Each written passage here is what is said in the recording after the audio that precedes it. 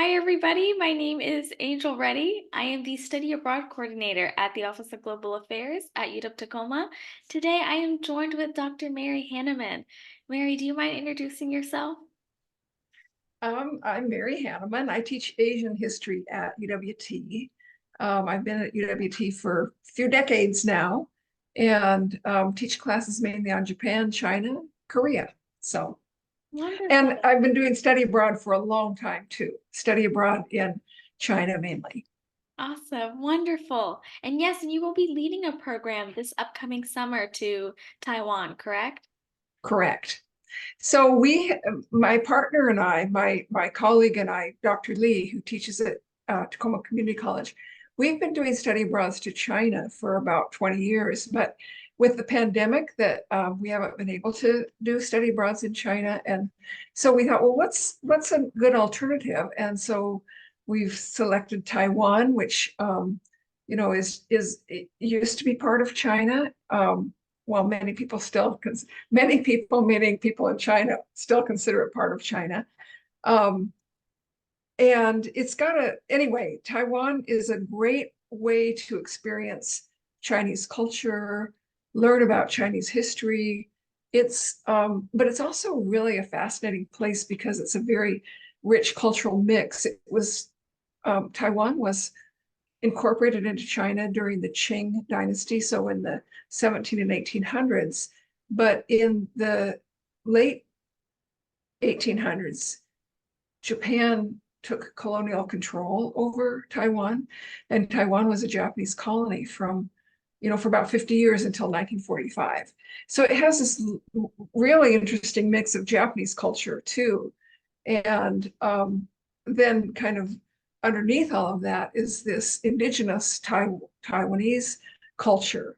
So it's just really interesting mix that one thing it does is makes the food great. So that's one of the highlights, I think, always of travel is getting to have the food. And in Taiwan, you can get almost anything you want. Oh, So that's fantastic. Yes, I know. I think that's probably one of the most exciting parts for study abroad or even just traveling as a whole is being able to try all the different food that's out there. I think it's amazing. yeah, One, from what you described, seems like this perfect place to kind of experience this mix of cultures and this mix of lifestyles. And so that's really exciting, Mary. yeah. What are you most excited to for students to experience in Taiwan? What are the most interesting things to experience? Is that what you asked? Yes, yes. What are you most excited to share with students in Taiwan? I mean, what I'm most excited about is probably not what students would be most excited about. I'm just most excited about being able to take students from UWT to an experience that they would never have otherwise, And I say that even though some students from UWT might go to Taiwan, but going and traveling with a study abroad group, and this is true not just for Taiwan, it's for anywhere, but being able to travel with a group, you have ready friends that hey, let's go to the night market. Who wants to go? I do. So, you have someone to do stuff with, and then you have experts there. Like, oh, we went to the night market last night and we saw this thing. What's that all about? And Dr. Lee and I can talk about that. So and the other thing I think is that so that's what I'm excited about is just getting UWT students to have an experience that they would otherwise not have. What would students be excited about is all of those things that I've just talked about, but also um, getting to see a really different part of the world that is different, but it's super important in our part of the world. Like we have this really strong connection to Asia. And I really like just to see Asia in its original, not kind of translated into Pacific Northwest is just really, it just is so, just deepens your understanding in such a cool way.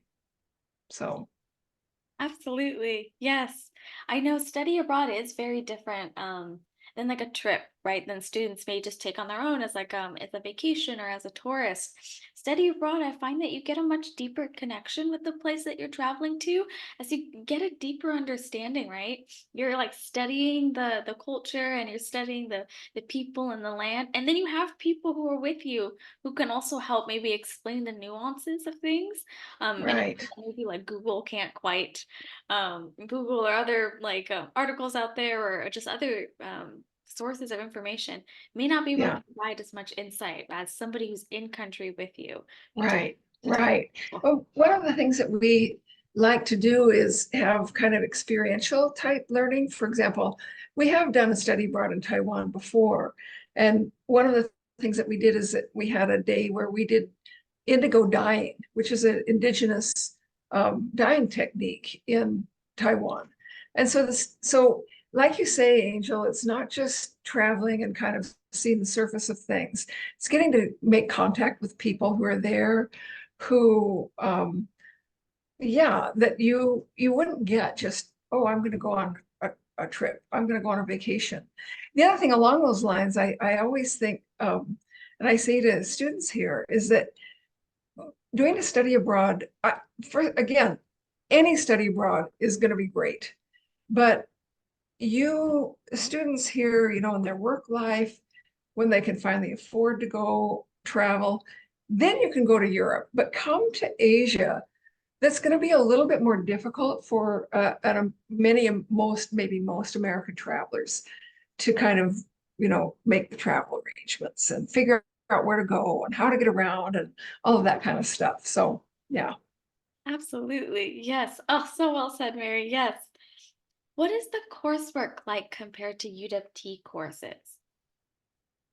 The courses are they're UWT courses. It's 15 credit study abroad, but they're more aimed at, okay, like framing what you're experiencing and framing what you're seeing. So whereas at UWT and in the classroom, I mean, obviously we're going to be doing reading and writing as part of the study abroad courses, but um, in a study abroad course, oh, we're studying about Buddhism. So let's go to a Buddhist temple and let's talk to some Buddhist monks. And, it's just just a whole different vibe in that way. Absolutely, absolutely. You get to go on more or less like these field trips, right? And get to see the sort of what you're studying in real time. Correct. Exactly. Absolutely. Alrighty. Well, the next question I just had for you is where do students live while abroad? Well, in our case, they live in hotels and a hotel. We stay in a hotel. And in general, it's double, two roommates, two people to a room.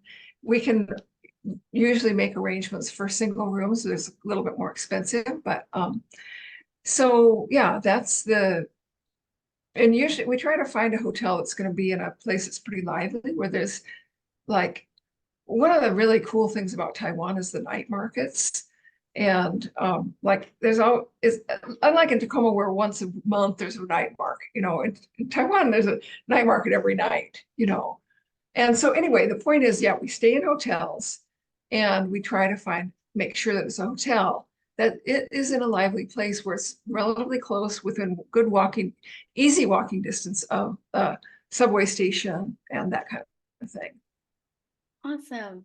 Yes, a question I get really frequently is students are really concerned about like where they're going to be living and what's the kind of day-to-day going to look like.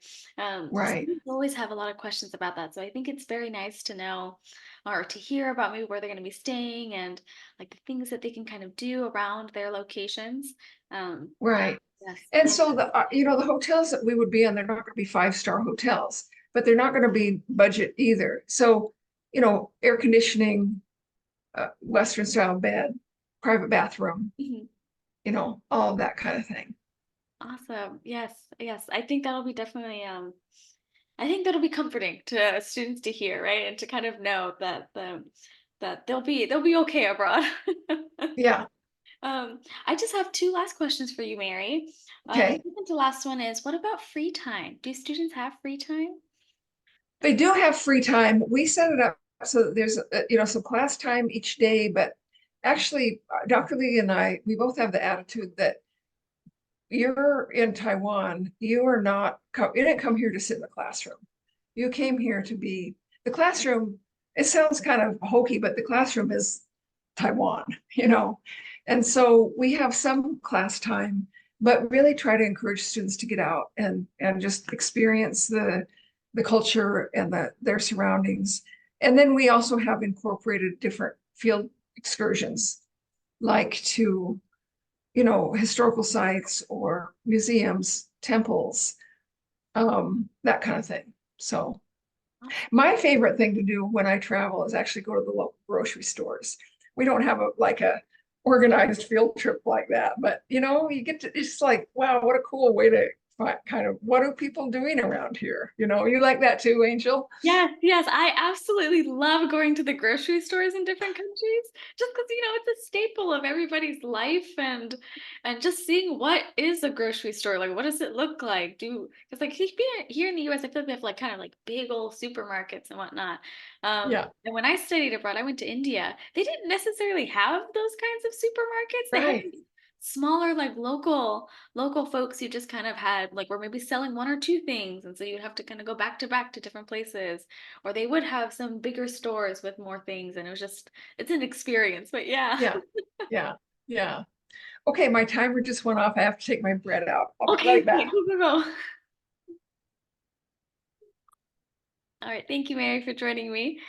The last question I have for you is what's one piece of advice you'd give to a student who's thinking about studying abroad?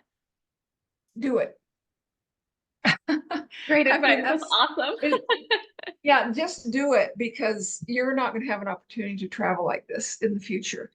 You're not going to have the time. You may have the money, but you're not going to have that time. You're not going to have that group to go with. You're not going to get credit for it.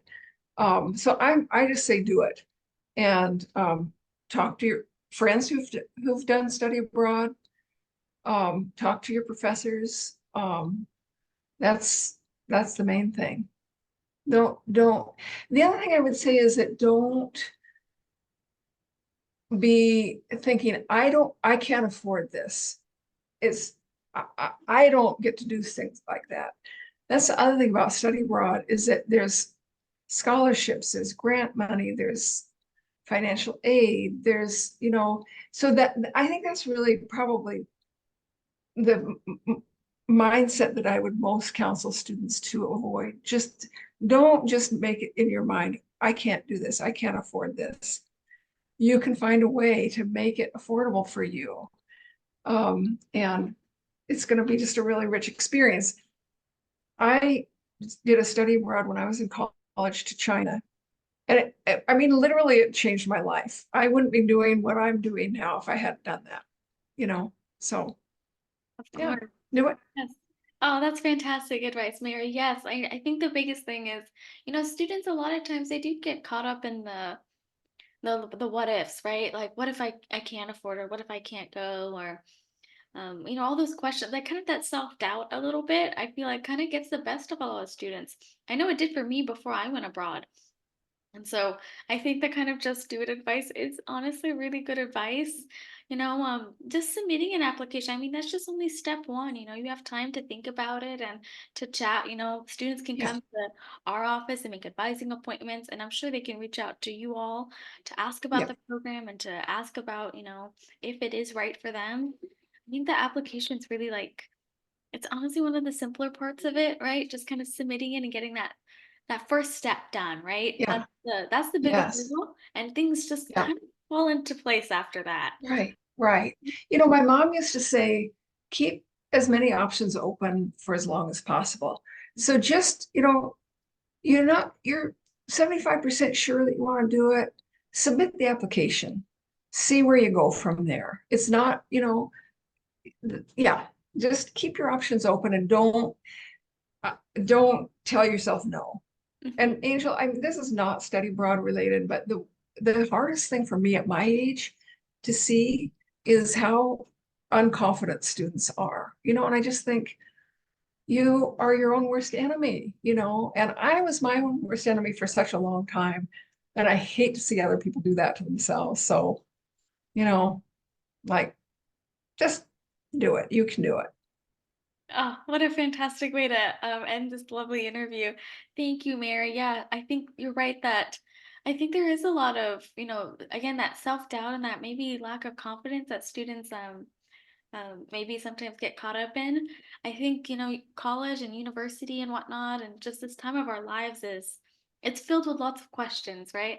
It's filled with Mhm. lots of questions and lots of unknowns. And so hopefully study abroad can maybe help students learn more about their ability and what they can do and what you can accomplish. Yes. And open Yep. up, I really love your mom's advice. I think that's just perfect advice, even outside of study abroad, just keep these options open. These are Hmm. wonderful options. And Yeah. again, if students do have questions about funding or even just about study abroad as a whole, they can always reach out to our office and we're happy to Yeah. help. But yeah, Yeah. That's cool. awesome. Okay, well, thank you so much, Mary. Thank you. Thank Yeah. you.